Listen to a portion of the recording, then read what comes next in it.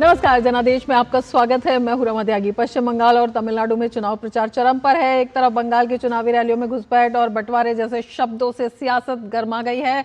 बीरभूम से लेकर कूच बिहार तक कहीं जुबानी जंग है तो कहीं पत्थरों का शोर। और वहीं दूसरी तरफ दक्षिण का वो द्वार है जहां तमिलनाडु की द्रविड़ राजनीति अपनी साख बचाने और सत्ता हथियाने के लिए आर पार की लड़ाई लड़ रही है। पश्चिम बंगाल और तमिलनाडु की जनता चुनाव को लेकर क्या सोचती है, ग्राउंड जीरो पर क्या माहौल है, अगले आधे घंटे में चुनाव से जुड़ी हर वो बड़ी खबर पर रहेगी हमारी नजर। लेकिन उससे पहले नजर डालते हैं हेडलाइंस पर। तमिलनाडु में चुनाव प्रचार ने पकड़े रफ्तार। प्रधानमंत्री नरेंद्र मोदी का तमिलनाडु भाजपा कार्यकर्ताओं से संवाद। नितिन नवीन ने अर्थांगी में जनसभा को किया संबोधित। पश्चिम बंगाल में केंद्रीय गृह मंत्री अमित शाह ने चुनावी जनसभाओं को किया संबोधित। कहा, देश से सभी घुसपैठियों को चुन चुन कर करेंगे बाहर। टीएमसी ने भी झोंकी ताकत।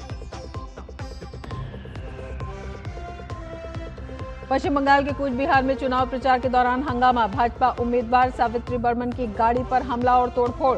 भाजपा ने टीएमसी कार्यकर्ताओं पर लगाया आरोप।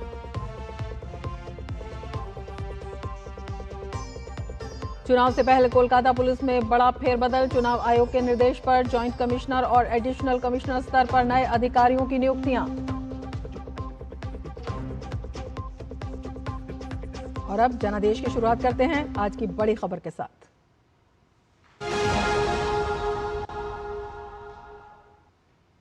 पश्चिम बंगाल में दिग्गज नेताओं का धुआंधार प्रचार जारी है। सीधा मुकाबला भाजपा और टीएमसी में है। एक तरफ भाजपा ममता बनर्जी सरकार के कार्यकाल पर सवाल उठा रही है, वहीं ममता बनर्जी भी भाजपा पर निशाना साध रही है।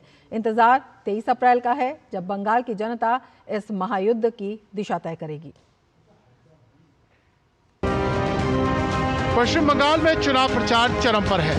पक्ष हो या विपक्ष, सभी दल अपने अंदाज में वोटरों को लुभाने में लगे हैं। बीरभूम की लाल माटी पर केंद्रीय गृह मंत्री अमित शाह ने जब हुंकार भरी तो सीधा निशाना साधा ममता दीदी के वोट बैंक और घुसपैठ की समस्या पर।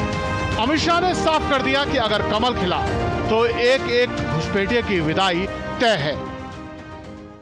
भारतीय जनता पार्टी का वादा है कि न केवल बंगाल, देश भर से चुन चुन कर घुसपैठिए को देश के बाहर निकालने का काम हम करेंगे। सियासत में जब मुद्दों का अकाल पड़ता है तो डर का दांव चला जाता है। मुख्यमंत्री ममता बनर्जी ने बीजेपी पर राज्य के विभाजन का बड़ा आरोप मढ़कर सियासी पारा 7वें आसमान पर पहुंचा दिया है। लेकिन पश्चिम बंगाल के वरिष्ठ भाजपा नेता शुवेंदु अधिकारी ने पलटवार करने में देर नहीं की। शुवेंदु अधिकारी ने दो टूक कहा कि विकास के मोर्चे पर फेल दीदी अब सफेद झूठ का सहारा ले रही हैं। बंगाल की बेटियां असुरक्षित हैं और मुख्यमंत्री बंटवारे का डर दिखाकर अपनी नाकामी छुपा रही है। हम बंगाल की धरती के लोग अपना सम्मान निभाएंगे, अपनी भूमि को दुष्ट शक्तियों और विभाजनकारी ताकतों से मुक्त करेंगे। मानवता का यही प्रेम हमारी शक्ति है। झूठा, उनका पास मुद्दा नहीं है, विकास का काम नहीं किया है, तुष्टीकरण, भ्रष्टाचार, बेरोजगारी, नारी सुरक्षा खत्म कर दिया है, इसलिए उनका पास मुद्दा नहीं है, इसलिए वो सब बोल रहा है। बंगाल में अब चुनावी जंग सिर्फ जुबानी नहीं रही, अब सड़कों पर खून और पत्थर भी दिखने लगे हैं। कूच बिहार में बीजेपी उम्मीदवार सावित्री बर्मन की गाड़ी पर हुआ हमला इस बात की तस्दीक कर रहा है कि बंगाल का चुनाव हिंसा के साए में है। माता भंगा थाने के ठीक सामने पथराव हुआ, कांच टूटे और सीधा आरोप टीएमसी के कार्यकर्ताओं पर लगा। दावे अपनी जगह है और हिंसा अपनी जगह, लेकिन असली फैसला बंगाल की जनता के हाथ में है। इंतजार 23 अप्रैल का है जब पहले चरण की वोटिंग इस महायुद्ध की दिशा तय करेंगी। Bureau report, DD news. Paschim Bangal के हल्दिया में जल संकट अब चुनावी जंग का अहम मुद्दा बन चुका है। जहां एक और सत्ताधारी दल टीएमसी शुद्धिकरण योजनाओं का दावा कर रही है, वहीं विपक्ष सरकार पर लगातार सवाल उठा रहा है। अब देखना यह है कि इस औद्योगिक शहर के लोग इस बार के चुनाव में किसका साथ देते हैं।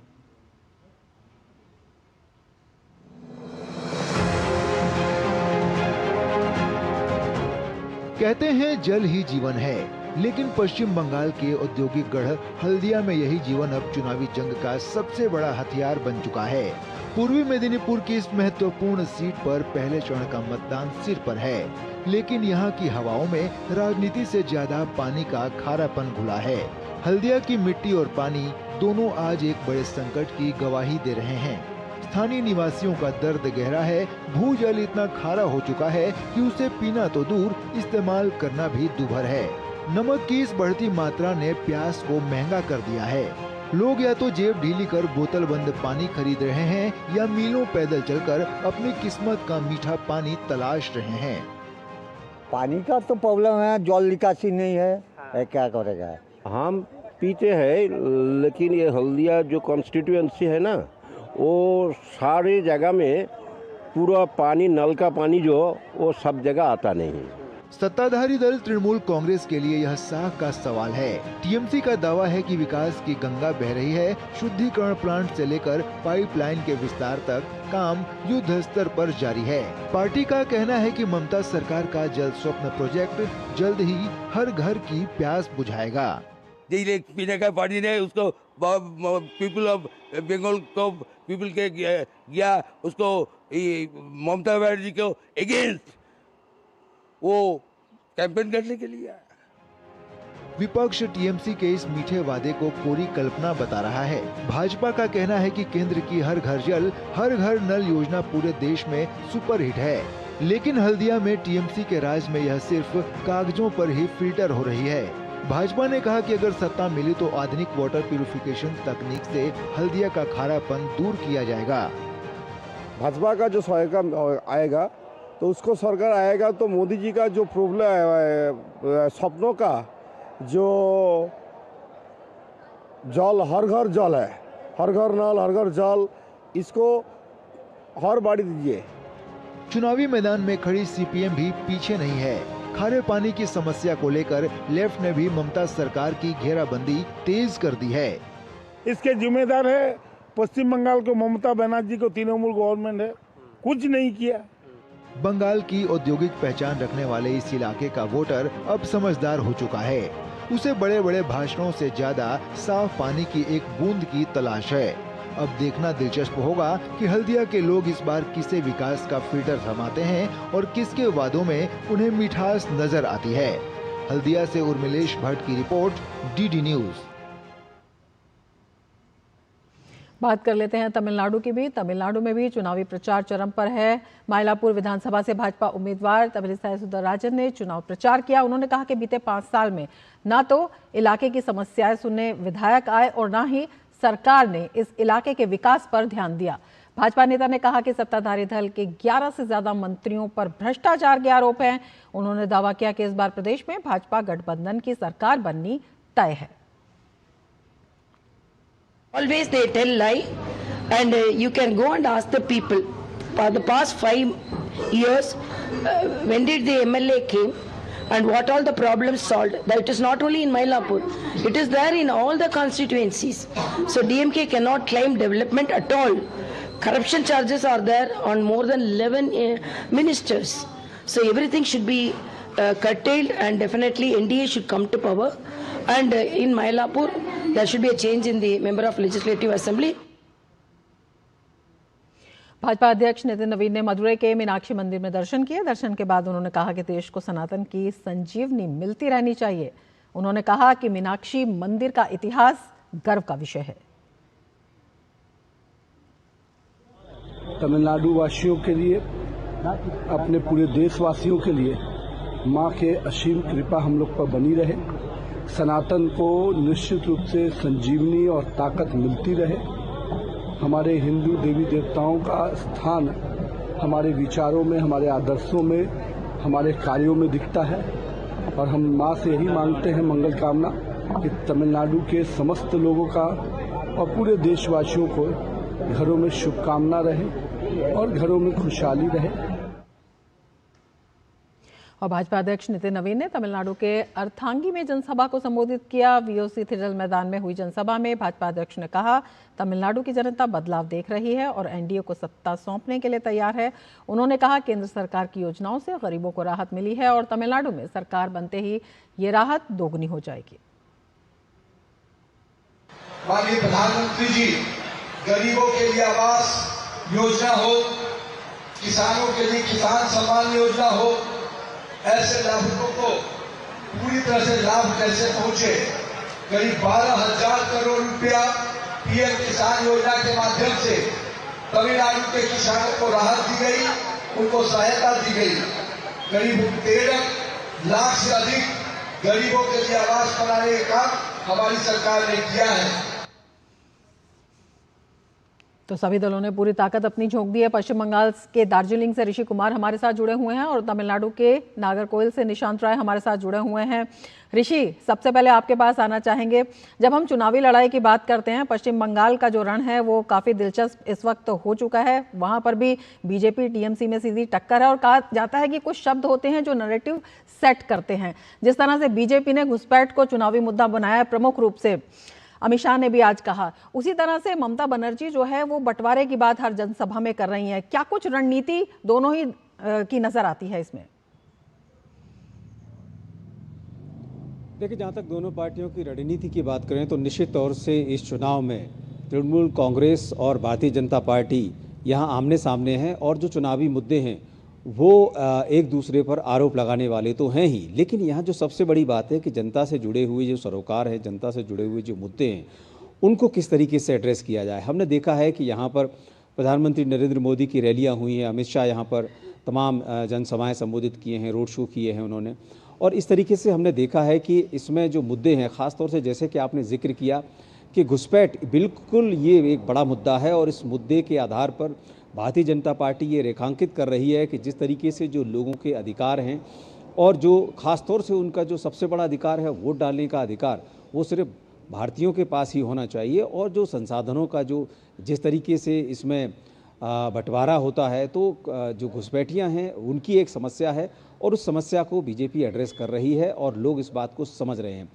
दूसरी तरफ यहाँ पर एक तरीके से प्रधानमंत्री ने भी हमने देखा कि तुष्टीकरण की नीति को लेकर जो टीएमसी है उसको घेरा और कहा कि अब ये नीति नहीं चलेगी और साफ तौर से भारतीय जनता पार्टी आरोप लगा रही है तृणमूल कांग्रेस पर कि वो माँ माटी मानुष के साथ अन्याय कर रही है।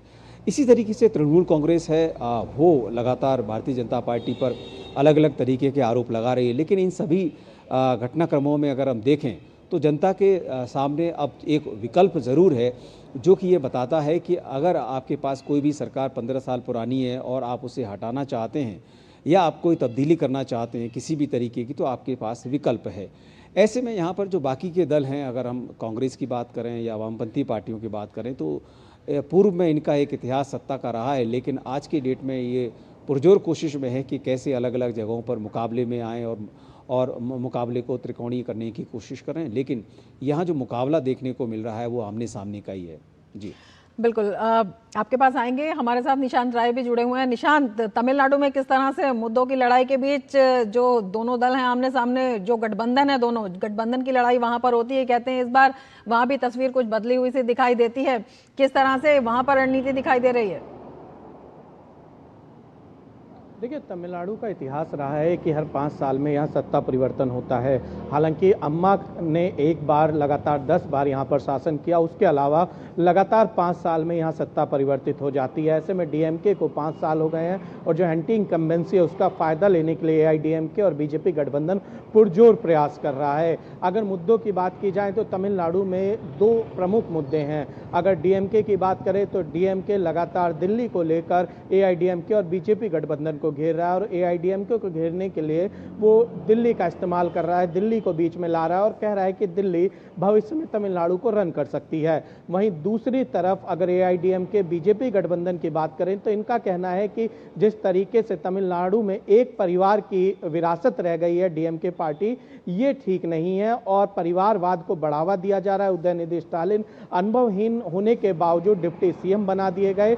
वहीं दूसरी तरफ पिछले 5 सालों में भ्रष्टाचार बीजेपी और एआईएडीएमके इसको एक बड़ा मुद्दा बना रही है। तो दोनों तरफ से लगातार वॉर चल रहा है और बीच में पूरी तरीके से इस खेल को बदला है टीवीके ने, यानी कि एक्टर विजय ने। और खासकर युवा मतदाताओं के साथ जिस तरीके से उनकी रैलियों में भीड़ जुट रही है, इसने दोनों गठबंधनों के होश उड़ाए हुए हैं और ये कहा जा सकता है कि ये पूरी तरीके से मामला त्रिकोणीय हो रहा है। और सबसे बड़ी बात है कि सभी की नजर है कि एक्टर विजय बिल्कुल इस पर बात करेंगे, परसेंटेज हासिल बिल्कुल। कर पाते हैं। ऋषि, आपके पास आना चाहेंगे। जिस तरह से आप बता रहे थे कि पूरे पश्चिम बंगाल में जो तमाम सीटें हैं वो दोनों ही बीजेपी और टीएमसी, उनकी नज़र है, रणनीति भी इस तरह से बनाई हुई है। और अगर ख़ास तौर पर इस वक्त चर्चा है कि टीएमसी ने उत्तर अगर बंगाल की बात करते हैं, जो नॉर्थ एरिया है, उसमें विशेष जो है अपनी अभियान चलाया हुआ है और इसके साथ ही बीजेपी जो है वो स्विंग सीट्स पर ज़्यादा फोकस कर रही है। ये रणनीति आप किस तरह से देखते हैं?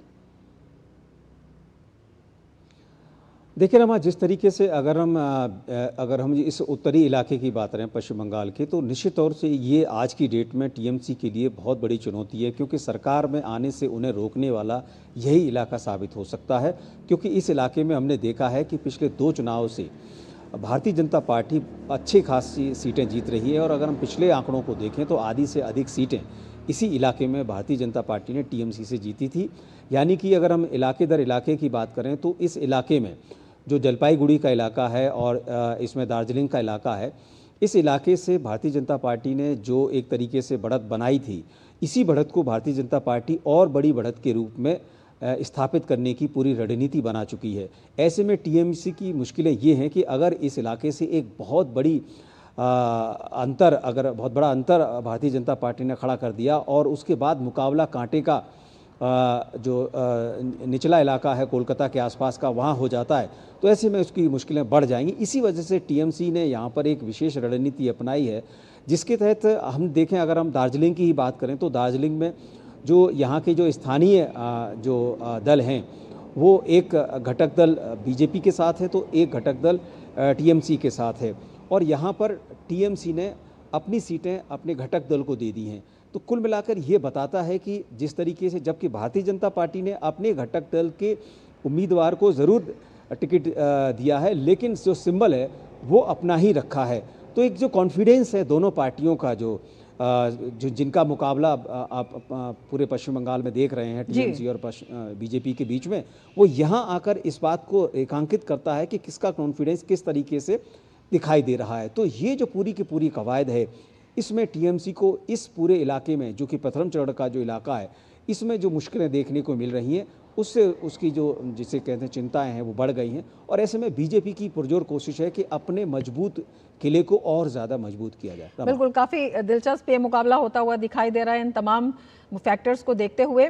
निशांत, आपसे समझना चाहेंगे, डीएमके और एआईडीएमके, सीधी टक्कर इनमें होती है, लेकिन जो छोटे दल हैं उनकी भी काफ़ी महत्वपूर्ण भूमिका होती है, विशेष रूप से जब हम गठबंधनों की मजबूती की बात करते हैं। किस तरह से उनको देखते हैं? क्योंकि हमने देखा है कि जो डीएमके गठबंधन है उसके जो सहयोगी हैं वो आपस में ही लड़ते हुए काफ़ी दिखाई दे रहे हैं। एआईडीएमके में क्या स्थिति है?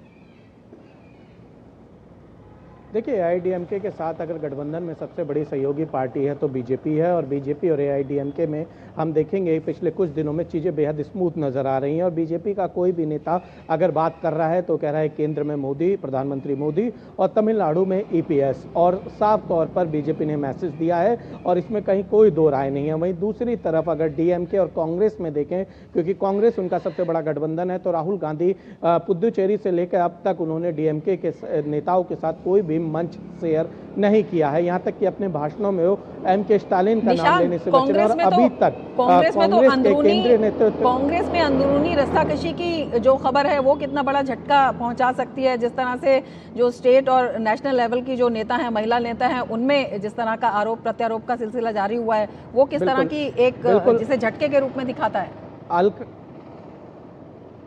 देखिए, नैतिक तौर पर भी जिस तरीके से कांग्रेस की प्रदेश अध्यक्षा ने कांग्रेस राष्ट्रीय महिला कांग्रेस की अध्यक्षा अलका लांबा पे जो आरोप लगाए हैं वो राजनीतिक रूप से और नैतिक रूप से गलत कहे जा सकते हैं। और एक पार्टी में चुनाव के समय इस तरह की अगर तकरार देखने को मिल रही है तो ये समझा जा सकता है कि पार्टी में सब कुछ ठीक नहीं है। और सबसे बड़ी बात जो मैं रमा आपको बताना चाह रहा था कि बीजेपी की ओर से राष्ट्रीय अध्यक्ष नितिन नवीन लगातार 2 दिन दिनों से तमिलनाडु का दौरा कर रहे हैं। इससे पहले भी केंद्रीय नेता जो हैं लगातार तमिलनाडु के दौरे पर रहे हैं। पीयूष गोयल की अगर बात की जाए, अरविंद मेनन की बात की जाए, सुधाकर रेड्डी की बात की जाए, तमाम लीडर्स तमिलनाडु के दौरे पर हैं। लेकिन कांग्रेस की बात की जाए तो कांग्रेस के केंद्रीय नेतृत्व की ओर से अभी तक, चाहे राहुल की बात की जाए, चाहे प्रियंका की बात की जाए या बड़े अन्य मल्लिकार्जुन खड़गे की बात की जाए, तो ये बड़े नेता फिलहाल तमिलनाडु में नजर नहीं आ रहे हैं। इसके अलावा नागरकोइल, जहां पर हम मौजूद हैं, परसों प्रधानमंत्री नरेंद्र मोदी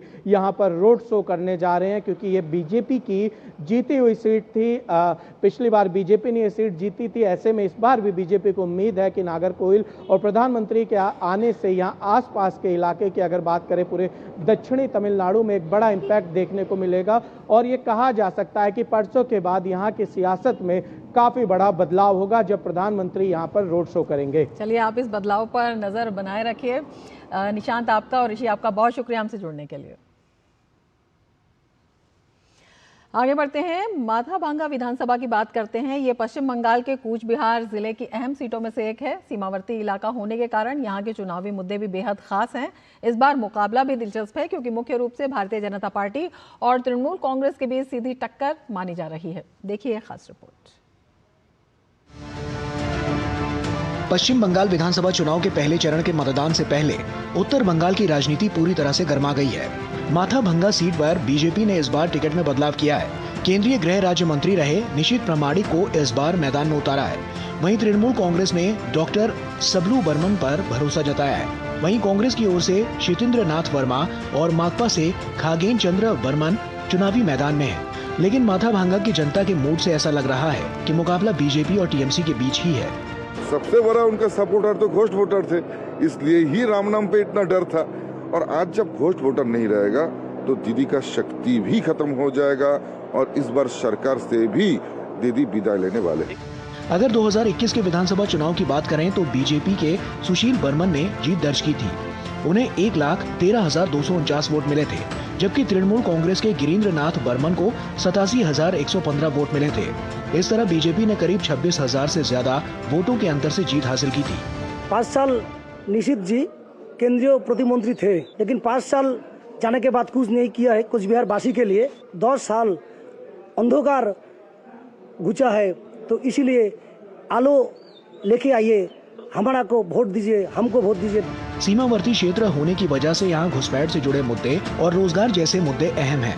वहीं स्थानीय लोग सड़क, स्वास्थ्य सुविधाओं और किसानों की समस्याओं को भी बड़ा चुनावी मुद्दा बता रहे हैं। हम तो चाहते हैं इस पर अच्छा स्कूल हो, सड़क अच्छा हो, रास्ता घाट, और जिनिस पत्रों का जो दाम है इतना ज़्यादा होता है, थोड़ा कम से साधारण पब्लिक का अच्छा होगा। सरकार को जो फोकस में रखना चाहिए, जो बेकार युवक युवती जो है उसका काम के लिए प्रतिष्ठान करना चाहिए और कोई और शिल्प करना चाहिए, इसीलिए तो सरकार होगा ना। माथाभांगा विधानसभा सीट पर इस बार मुकाबला बेहद दिलचस्प नजर आ रहा है। एक तरफ बीजेपी अपने पिछले प्रदर्शन को दोहराने की कोशिश में है, तो वहीं तृणमूल कांग्रेस इस सीट को वापस हासिल करने के लिए पूरी ताकत झोंक रही है। अब देखना दिलचस्प होगा कि सीमावर्ती इस अहम सीट पर जनता किसे अपना प्रतिनिधि चुनती है और माथाभांगा की सियासी तस्वीर किसके पक्ष में जाती है।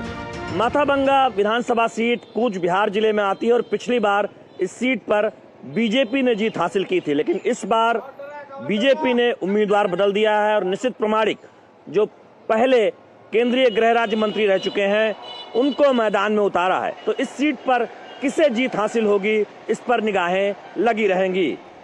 कैमरामैन सुनील के साथ शैलेंद्र मिश्र, डीडी न्यूज, कूच बिहार। और तमिलनाडु की बात करें तो तमिलनाडु विधानसभा चुनाव में इस बार सबसे अहम फैक्टर माना जा रहा है वो है जेनजी फैक्टर। ऐसे युवा जो इस चुनाव में पहली बार वोट देंगे। चुनावों को लेकर क्या है इन युवाओं के मन में, देखिए हमारी ये खास रिपोर्ट।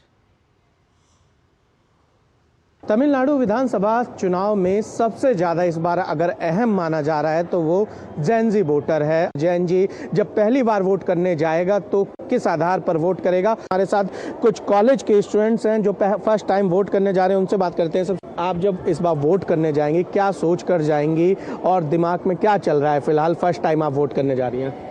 मुझे यही है कि एक अच्छा लीडर जो एजुकेटेड हो और समझे कि जनता को क्या चाहिए, स्टूडेंट्स क्या चाह रहे हैं और करप्शन ना हो, ऐसा लीडर देख के मैं वोट करना चाहूँगी। फर्स्ट टाइम यही सोच रही हूँ as being a gen Z, as being a new voter, कि जो भी पार्टी को हम वोट करने जाए वो हमारे मुद्दों को उठाए। For example better education, infrastructure development और करप्शन कम करे, हमारे लिए और एजुकेशन पॉलिसी लाई जाए जो हमारे बेनिफिट में हो। एकदम यंग लीडर्स है, वो हमें समझते हैं, वो हमारी क्या बोलते हैं समस्याओं को जानते हैं। तो मैं यही चाहती हूँ कि नया लीडर जो भी है वो यंग हो, यंग ब्लडेड। आप जब पोलिंग बूथ पर जाएंगी क्या सोचकर वोट करेंगी?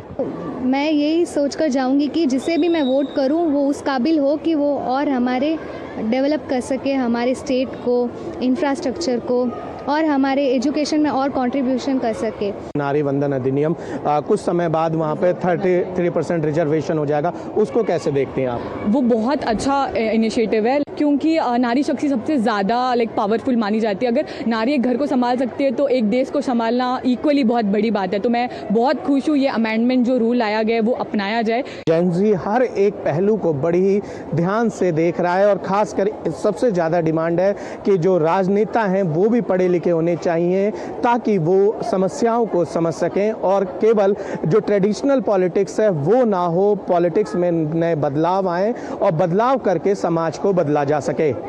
कैमरा पर्सन ललित के साथ निशांत राय, डीडी न्यूज, चेन्नई। तो किसी भी सियासी लड़ाई में बेहद महत्वपूर्ण होते हैं जनता के मुद्दे। सियासी आरोप प्रत्यारोप या दावों प्रतिदावों के बीच इन मुद्दों को लगातार हम जनादेश के माध्यम से लाते रहेंगे, लेकिन फिलहाल जनादेश में इतना ही। दीजिए इजाजत, नमस्कार।